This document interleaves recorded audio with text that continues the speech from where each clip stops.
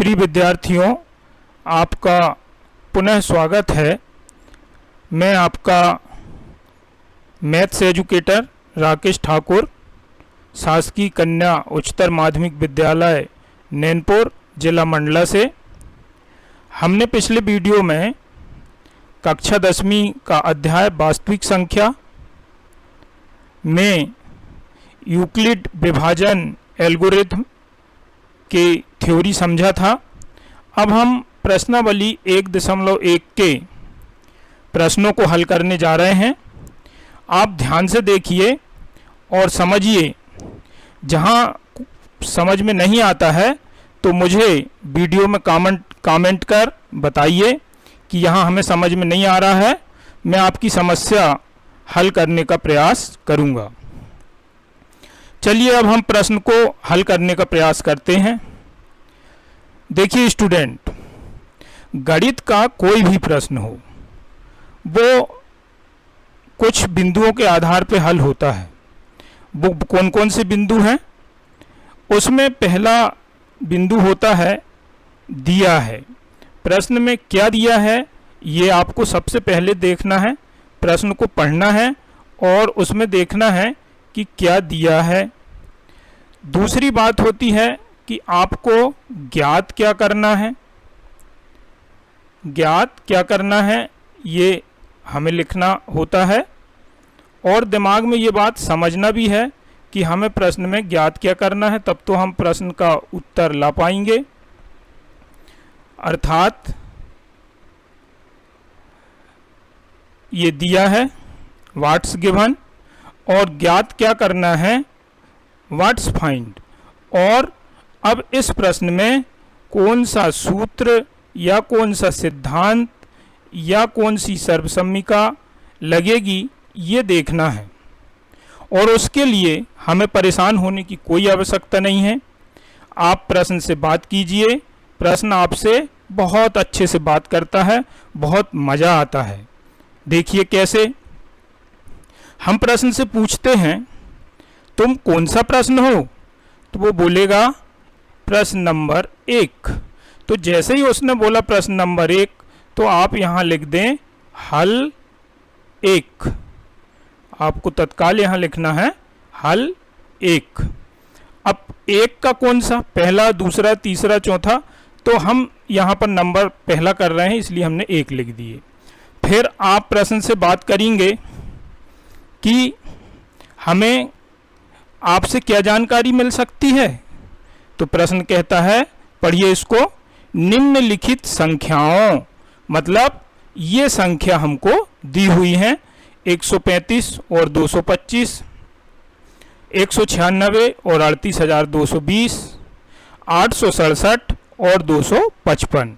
प्रश्न ने हमें बताया कि ये संख्याएं हैं, तो हम यहाँ पहला कर रहे हैं तो यहाँ लिख देंगे 135 और 255।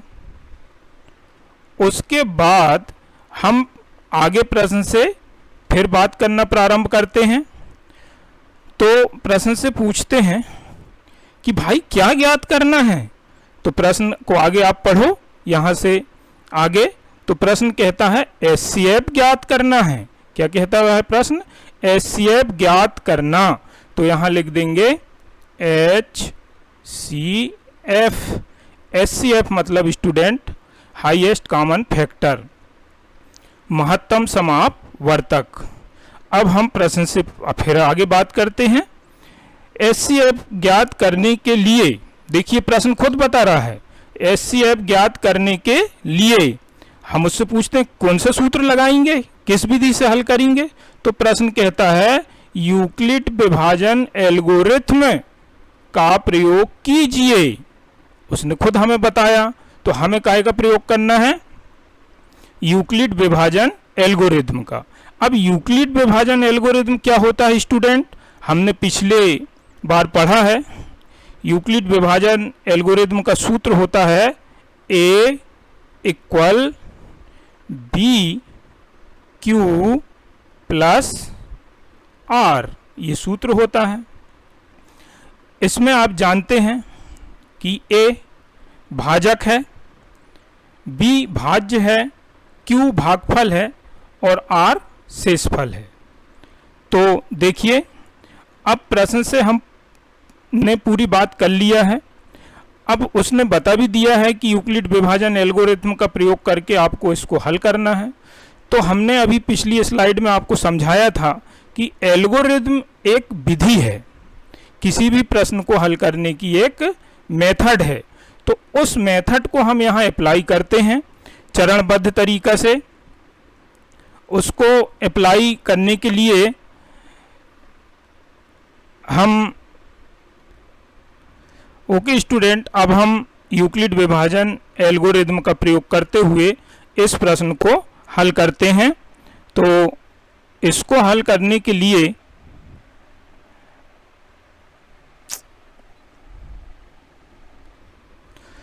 यूक्लिड विभाजन एल्गोरिथम में हमें ये देखना पड़ता है सबसे पहले कि इन दोनों संख्याओं में बड़ी संख्या कौन सी है।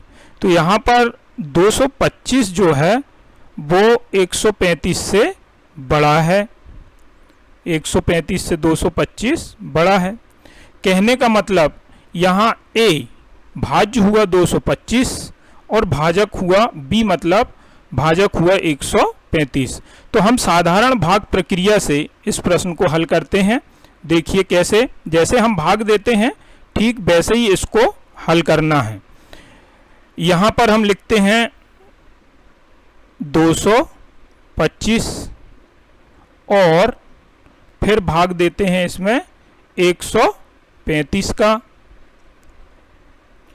तो 135 का भाग 225 में एक बार जाएगा, जी आप जानते हैं, क्योंकि दो बार देंगे तो 270 हो जाएगा। तो एक बार भाग दिए, यहाँ लिख दिए 135।